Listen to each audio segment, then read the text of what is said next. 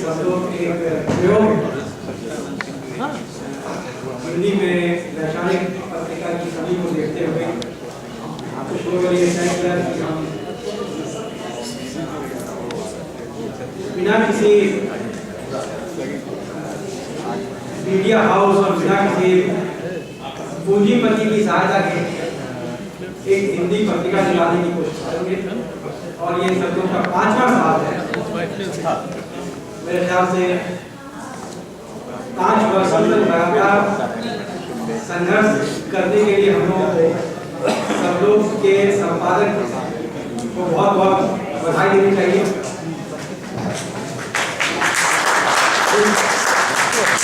के साथ सब लोग 5 साल तक चलाया है, हम सब लोग उसके साक्षी हैं। हर महीने में एक बार ये विचार हमारे मन में आता था कि अब सब लोग आगे नहीं चल पाए, फिर लगता था कि पूरे हिंदुस्तान से खासकर हिंदी पट्टी से इतने लोगों का फोन आता था कि लगता था कि यदि अपना पैसा भी खर्च करके चलाना हो तो इसे चलाना जरूरी है। पूरी हिंदी पट्टी में जिस तरह से मैगजीन्स के जो हिंदी पत्रिकाएं हैं उनका स्तर घटा है, इंडिया टुडे हो या अन्य पत्रिकाएं हो, उसको देखकर ये लगता है कि सब लोग इस संकट से निदान का एक तरीका हो सकता है जिसमें कुछ वैचारिक बातचीत भी हो सकती है। नहीं तो लगता है हिंदी पत्रिकाओं में सिर्फ कुछ ऐसे फोटोग्राफ्स हैं जिनको आप बस स्टैंड से उस पत्रिका को उठाकर बस में पढ़ते हुए खत्म कर सकते हैं। सब लोग के इस प्रयोग में बहुत से लोगों ने साथ दिया है। मैं किशन जी को आमंत्रित करूंगा थोड़ी देर में, आपको बताएं कि सब लोग की यात्रा कैसी रही है। आज की जो ये बैठक है, आज की दोस्ती है, इसमें उन्होंने तय किया है कि पूरा हिंदुस्तान ये जानना चाहता है ये आम आदमी पार्टी कैसा प्रयोग। ये तय है कि आम आदमी पार्टी ने बहुत ही ऊर्जा जनरेट की है। हम सब लोग के दिमाग में ये बात है कि ये ऊर्जा स्थायी है, खत्म हो जाएगी तुरंत। तरह तरह के लोग इस पार्टी में आ रहे हैं। आज की हालत ये हो गई है कि हर मिलने वाले से पूछना पड़ता है कि आप चले गए या आपकी हैं इधर। वामपंथी हो, समाजवादी हो, लालवादी हो, सब चले जा रहे हैं। शायद इस प्रयोग में ऐसी कोई खास बात है जिसे समझने की भी जरूरत है। आलोचना करना आसान है, लेकिन समझने का प्रयास करना मेरे ख्याल से सब लोग का महत्वपूर्ण मुहिम है। और इसी मुहिम के चलते सब लोग ने यह तय किया है कि अब से लेकर अंतिम सब लोग का एक अंक एक पोलिटिकल पार्टी के ऊपर डिबेट जाएगा। आम आदमी से मैंने शुरू किया कि शायद आम आदमी के बारे में ज़्यादा लोग बात करना चाहते हैं, लेकिन अन्य पार्टियों की भी खबर हम लेंगे, अन्य पार्टियों के बारे में भी हम बातचीत करेंगे। और ये खबर हम सिर्फ ऐसे नहीं लेंगे कि साधारण सवालों को उठाकर छोड़ दें। हमारे सवाल पहले होंगे, ये मैंने योगेंद्र यादव को भी कई बार कहा है कि जिस दिन आप पहले सवालों से घबराने लगेंगे तो फिर आपका भी वही हाल होगा। इसलिए बेहतर ये है कि आप उनका जवाब देने का प्रयास करें। सब लोग की कोशिश ये है कि लोगों के सवालों को एकत्रित करके इसमें लाने का प्रयास किया जाए। मैं किशन जी को आमंत्रित करूंगा और मैं इसके पहले वक्ताओं को स्टेज पर आमंत्रित कर लूँ। आनंद प्रधान जी IIMC से हैं, Indian institute of mass communication. Sanjeev Kumar Guddu Babu, Shiva Aslam एक महत्वपूर्ण पत्रिका चलाती हैं, प्रोफेसर कमल नयन काबरा,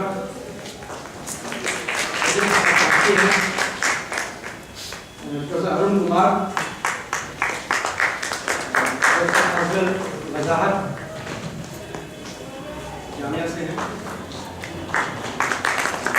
प्रोफेसर अरुण कुमार और संजीव कुमार अभी हमारे बीच नहीं आ पाए हैं। संदीप कुमार वो भी रास्ते में।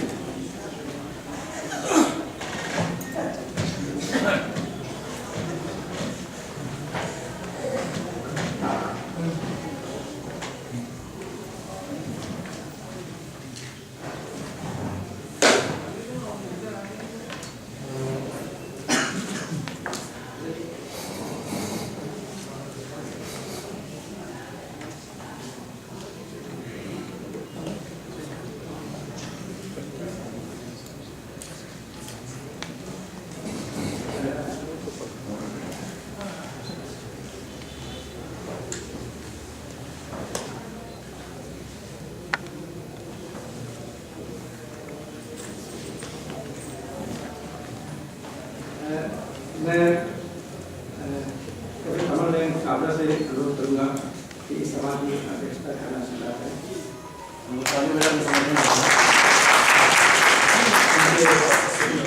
अनुमति से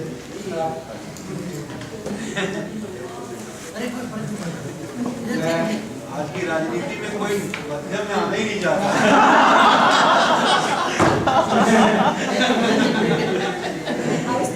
या तो लेफ्ट में है या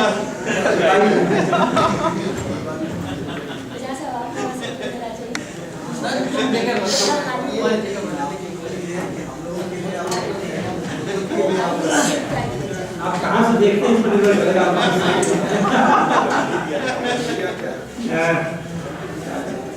तो काबरा की अनुमति से मैं सचिन जी से अनुरोध करूँगा कि वो सत्रों की यात्रा के बारे में और इसकी योजनाओं का चर्चा करें।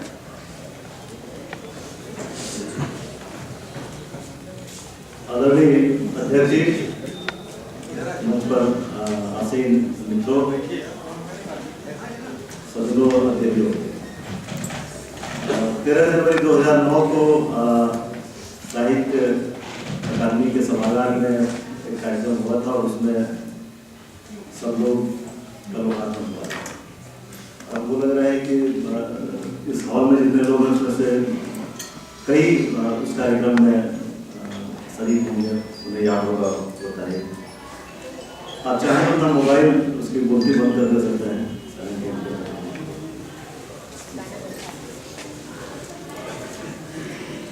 तो संवेद 1991 से एक साहित्यिक पत्रिका में निकाल रहा है।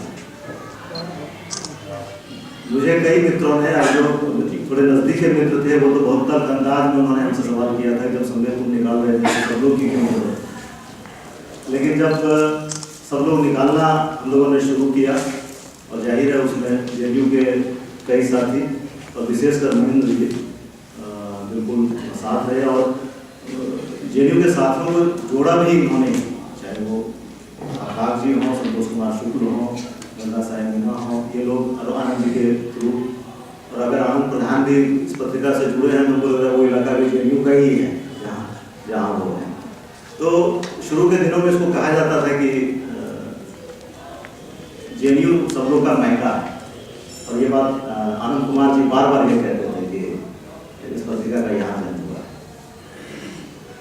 उसकी यात्रा में सबसे जो मुझे संतोष देने वाली बात है, जिसके लिए मुझे लगता है कि मुझे आप लोगों के साथ उस चीज़ को बांटना चाहिए कि लेखकों ने, ऐसे लेखकों ने जो कहीं भी किसी कमर्शियल पत्रिका में लिखते हैं तो उनको बहुत सम्मान भी मिलता है, बहुत पैसे भी मिलते हैं, लेकिन वो सब लोग की तरफ से अगर उन्हें अनुरोध जाता है लिखने का, इतने कम समय में इतनी मर्तबा लिखा है लेखकों ने, मुझे लग रहा है कि सब लोग की ये बड़ी ताकत है।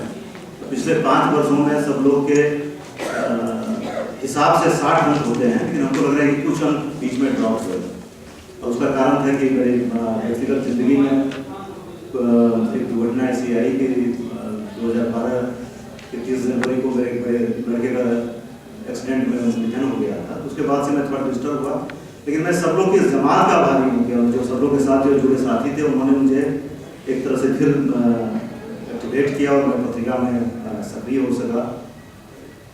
इस व्यवस्था से मुझे सिर्फ एक लगता है कि इसका जवाब कैसे कहाँ से मिलेगा कि एक हिंदी पत्रिका जो पिछले 22 वर्षों से मैं एक साहित्य की पत्रिका निकाल रहा हूँ, पिछले 5 वर्ष पूरे हो गए, 6ठे वर्ष में अब एक सब लोग जो राजनीतिक और सामाजिक मुद्दे पर पत्रिका निकलती है।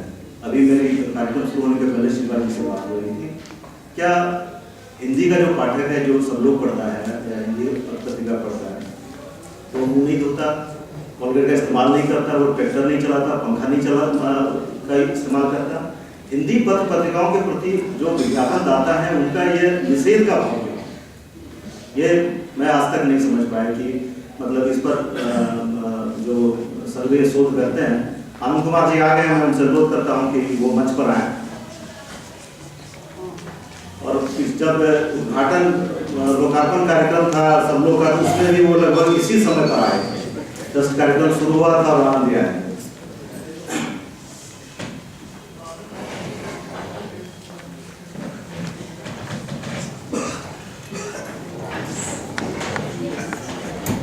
तो ये पिछले 5 वर्षों का जो मेरा ये अनुभव रहा है, मैं आपसे ये शेयर करना चाहता हूँ। उसके बाद ये एक ऐसी पत्रिका जो हर महीने एक मुद्दे पर निकल रही हो और उस मुद्दे के जो विशेषज्ञ हों उनसे संपर्क करके लेख लिखवाया जाए, ये छोटा काम नहीं होता है। जो साहित्य से जुड़े लोग हैं उनके लिए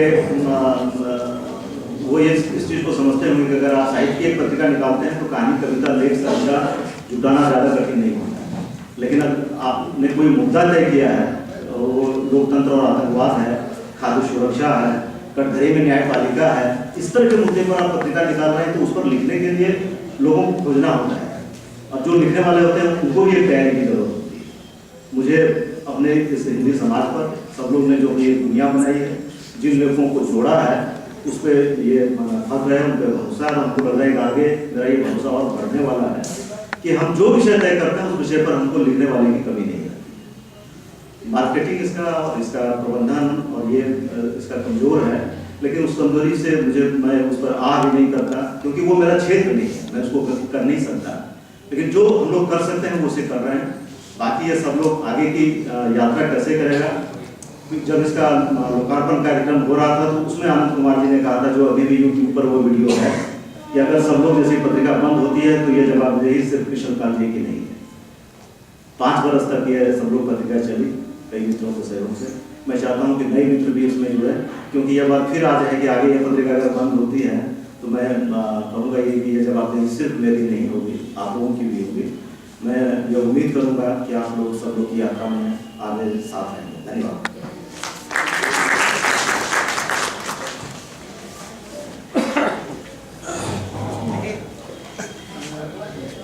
सबसे पहले शिवा असलम फैमिली को सहयोग करूँगा तो वो विभाग थे और शिवा जेएनयू से पीएचडी कर रही हैं। भारत और इजिप्ट में महिला आंदोलन के खातिर अटेंड कर रही हैं। एक मैगजीन निकालती है मिशन, और शिवा को वो लोग जानते हैं अच्छी तरह से, जो लोग हंस पढ़ते हैं, जिसमें इनका एक कॉलम आता है जिसके लिए शिवा काफ़ी चर्चित भी रही हैं और बहुत आलोचित भी रही हैं।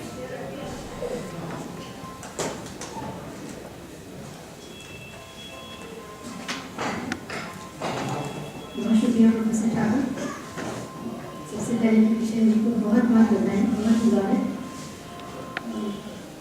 मुझसे ज़्यादा ये कौन समझ सकता है, मैंने डेली अखबार में निकाला है, बहुत छोटी उम्र में जरूरत की थी, और मैगजीन भी निकाली है, बार निकाली है, बार बन रही है, इसलिए मैं समझ सकती हूँ। जब प्रोफेसर ठाकुर ने शुरुआत की थी और कहा था कि अपनी जेब से पैसे लगाने पड़ते हैं तब भी ये होता है कि निकालें, मुझे तो लगता है अपनी जेब से ही पैसे लगाने पड़ते हैं हमेशा, कभी कहीं और से नहीं आते, कभी आते भी हैं तो हमेशा मुमकिन में ज़ीरा होता है। तो उस लिहाज से ये बहुत बड़ी बात है कि आपने 5 साल इतनी स्तरीय मैगजीन निकाली है। मुझे बड़ा ये बात कह रही थी काजी साहब से कि अजीब मुसीबत है कि जो हिंदी में विमर्श पढ़ते हैं, क्या वो कोयलट नहीं इस्तेमाल करते, वो आटा नहीं खाते, या वो स्कूटर नहीं चलाते, या बल्ब नहीं इस्तेमाल करते, वो सारे विज्ञापन कंज्यूमर नॉन ड्यूरेबल्स के, कम से कम उसमें तो वो जुड़ते ही हैं, ड्यूरेबल्स से थोड़े कम होते हैं। उसके अलावा जितने त्यौहार होते हैं उन त्योहारों पर सारे विज्ञापन भरे होते हैं पत्रिकाओं में, अखबारों में। ऐसा कुछ बुद्धिजीवी वर्ग की छवि ऐसी है कि ना ये खाना खाते हैं, ना ये त्यौहार मनाते हैं, ना मतलब ये किसी भी तरह के कंज्यूमर होने के तौर पे एग्जिस्ट नहीं करते हैं। या ये इनकी उत्सव धर्मिता में इतना शक है कि किसी भी मौके पर विमर्श की पत्रिकाओं को, गंभीर पत्रिकाओं को, गंभीर अखबारों को बाजार शायद नहीं समझता कि वहाँ पर भी अपने कंज्यूमर से बात की जाए या उनको भी आकर्षित किया जाए। तो ये हम शायद उन लोगों की छवि थोड़ी और सुधारनी होगी, तो थोड़ा कंज्यूमरिस्ट दिखना होगा या क्या करना होगा पता नहीं। एक तो ये है। आज आम आदमी पार्टी जैसे विषय पर बात हो रही है और अक्सर प्रोफेसर मोहन आनंद ठाकुर को हम सुनते ही रहते हैं। आज मैं उनके सामने यहाँ पर खड़े होकर के भी चीज़ें कहने की जरूरत कर रही हूँ। सबसे पहले तो ये कि आदमी पार्टी क्यों नहीं हुआ? इतने बड़े सवाल क्यों खड़े किए जा रहे हैं? इस मुल्क में तरह तरह की राजनीति हुई ही है। क्या मतलब क्यों ऐसा लग रहा है पहली बार कि ये जो राजनीति है ये अलग तरह की है, इस पर सवाल खड़े करने चाहिए, हर आदमी को वक्त से पहले हर चीज़ का जवाब आम आदमी पार्टी से चाहिए है?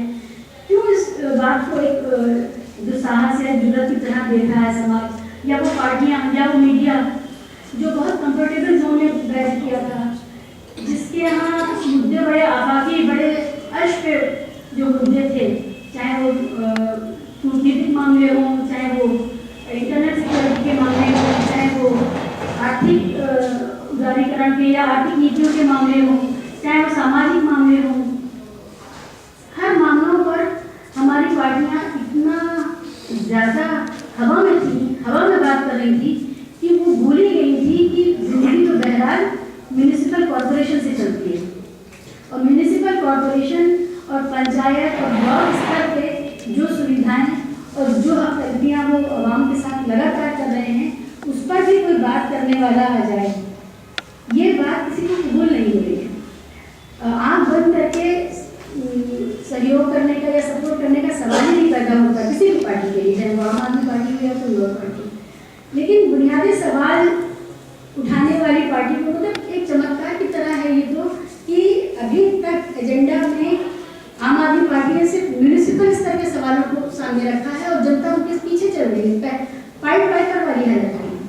तो ये जो बात है कि बिजली, पानी, कर और इस तरह की छोटी छोटी बातें जिसके लिए मतलब मुझे हैरत होती थी कि बेशर्मी से आज रेट बढ़ा, कल फिर रेट बढ़ा, परसों फिर रेट बढ़ा, कोई इस पर बात ही नहीं करता था।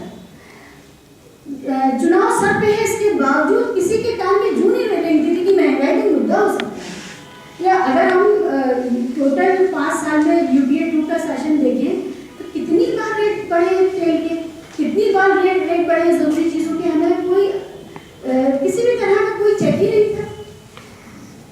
काम कितना हो पाएगा, कैसे हो पाएगा, नया कौन सा ढांचा पैदा किया जाएगा, सब्सिडी के बजाय, तो प्रोफेसर साहब बैठे हुए हैं यहाँ पर, उसका जवाब वो देंगे। लेकिन सवाल ये है कि इन मुद्दों को केंद्र में लाने का जो काम था वो आम आदमी पार्टी ने किया, लेकिन इतना बड़ा दुस्साहस कर दिया, क्या इतना बड़ा जुर्म कर दिया, या इस देश की राजनीति जो है वो बकौती है किसी की, कि वहाँ वही मुद्दे होंगे जो बिग ब्रदर्स तय करेंगे। तो एक चीज़ तो ये है। दूसरी बात ये है कि लोग कह रहे हैं कि कुछ सवाल हैं जो उस पर खामोश हो जाते हैं, और फासिस्ट रंग किसी को दिखता है उसमें, किसी को देशद्रोही का रंग दिखता है उसमें। हर एंगल से आम आदमी पार्टी पर ये प्रहार हो रहा है कि या तो वो फासिस्ट है, या तो वो हिंदुत्ववादी एंगल पे या उस रास्ते पे जाएगी, या फिर वो उस तरह का वामपंथ जो कि जिस देश प्रेम के लिए कोई जगह नहीं है।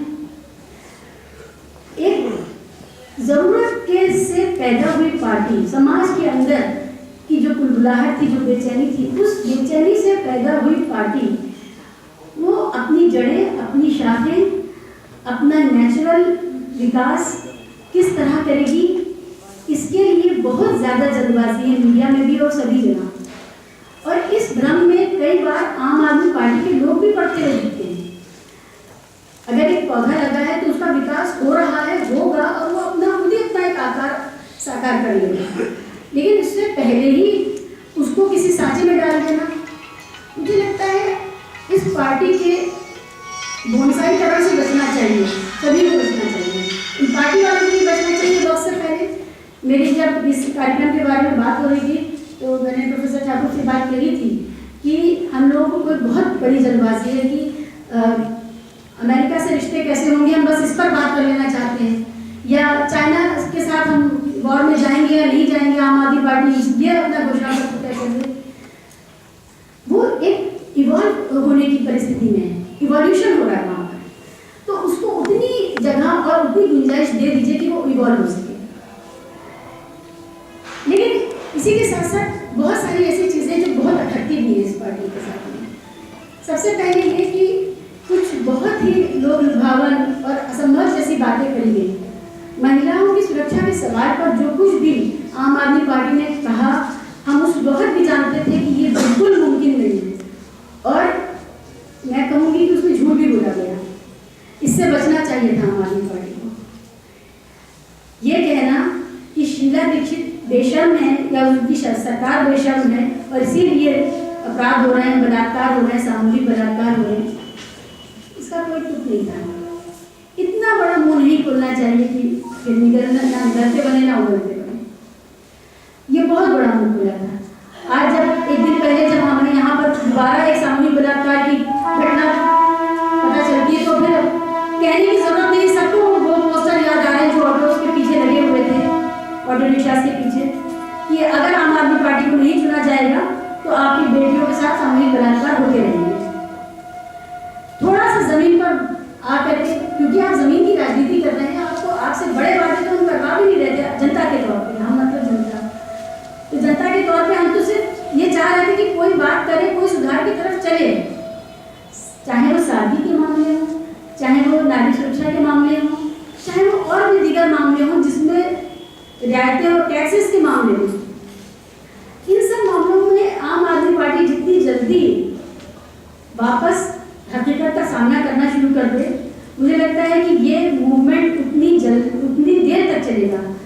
दो मुद्दे अगर ऐसे उठ के खड़े हो गए जिनमें खोखलापन नहीं दे रहा, तो फिर हम सब की उम्मीदें जो इस एक नई तरह की पॉलिटिक्स से जुड़ी हैं, वो उनका गला घुट जाएगा। और मीडिया और ये सारा विपक्ष, जो पक्ष है वो भी विपक्ष है, ये सारा विपक्ष आपको कहीं का छोड़ेगा नहीं। और ये बहुत बहुत बड़ा, बहुत अफसोसनाक होगा भारत के लिए। आम आदमी पार्टी राष्ट्रीय राजनीति में आ रही है, इसका स्वागत है।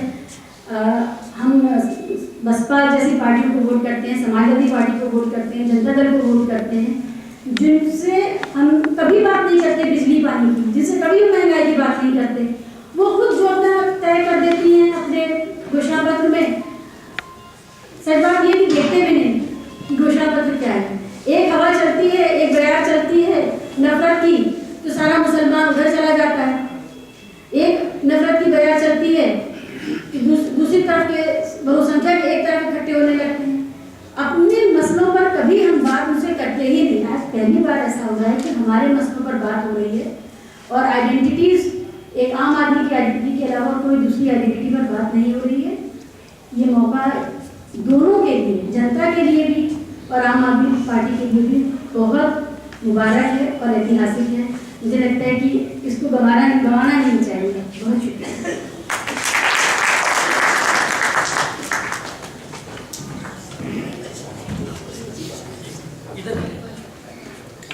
संदीप से अनुरोध करूँगा कि